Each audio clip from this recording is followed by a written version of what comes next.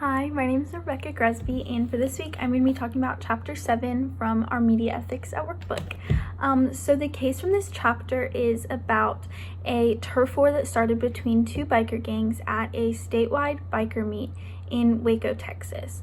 They were meeting in the parking lot of a Twin Peaks restaurant, and cops were already aware that this was going on, and so they kind of had people stationed around the restaurant in the surrounding areas.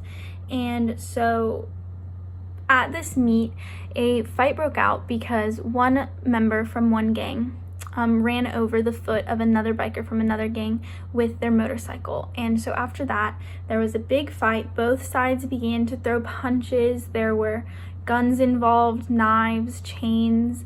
And so the police were brought in, and they ended up firing shots into the crowd to get it to stop. And it ended with 9 people dead, 20 wounded, and 177 biker members ended up being arrested and put in jail with $1 million bail. This was explained in the chapter that it was to send a message to these people because most of them were from out of town.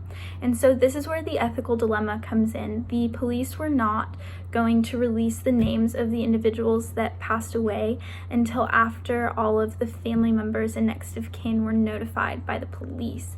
And so 2 days after the incident, a local news station in Waco, Texas was searching for the names of these people and found them in preliminary autopsy reports, and they reported these names on their on their newscast and on their website. And so then another news station where Janet Wheeler was working wanted to release these names also because they were already put out into the public. But the ethical dilemma was that the police also did not release these names yet, and they could be doing harm, which is part of the journalism ethical guidelines, is to not do harm or to minimize harm. And so Wheeler was uncomfortable, and her boss wanted her to look up these people online on social media and try to figure out if they were part of gangs and which gangs they were a part of. And so she was asked to message someone's wife on Facebook and get quotes from her, I guess, even though the police said that these people, or the people that were affiliated with these gangs, were dangerous and were threatening the police. And so a third Waco station did not report any of the names until after the police did, and their fans on Facebook kind of really appreciated them and made comments saying how great it was that they waited.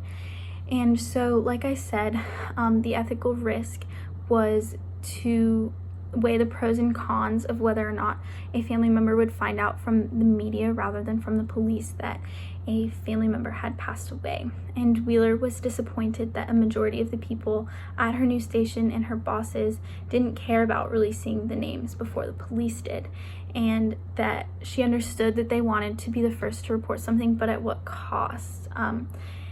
And so if I were in this situation, I think that I would feel the same way as Wheeler, even though I do understand that part of journalism is wanting to get a story out there and be the first to report on something. And I'm a very competitive person, but it's different when it involves life and death and people not knowing whether or not their family member has passed away or not. And so I know it's easy to be competitive and want to win, and that it's also really easy to have tunnel vision and want to report on something and be the best. But when it comes to this, I think that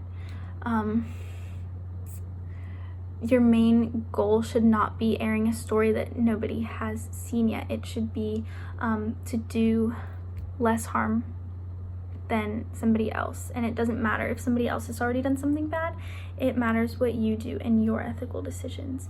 And so I really praise the third station for not releasing any of this information, and I think that in the future this news station could benefit, or any news station or journalist could benefit from just sitting down, taking 5 minutes before they really investigate a story to weigh the pros and cons and see if this is the best decision that lines up with their personal ethical standards rather than their want to win and their need to succeed with that story.